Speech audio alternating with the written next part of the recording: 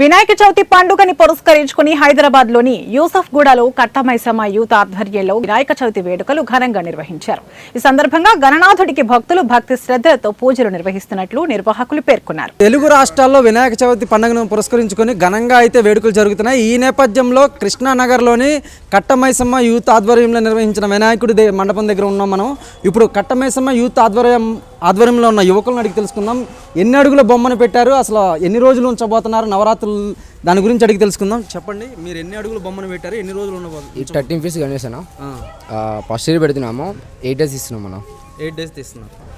ప్రతిరోజు పూజలు అవన్నీ అందుతాయా? ప్రతిరోజు అన్న గల్లీకి మొత్తం పూజలు ఉంటాయి. అండ్ ఇంటిని ప్రసాదం కూడా వెళ్ళడము, పబ్లిక్ లైటింగ్ అండ్ అన్నదానం కూడా చేయడం జరుగుతుంది అన్న.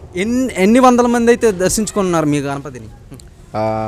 ఆగమనం చేసినామన్నా, ఆగమనం చేస్తాం మినిమం ఒక 1K దాకా పబ్లిక్ వచ్చారన్న. పబ్లిక్ వచ్చారు.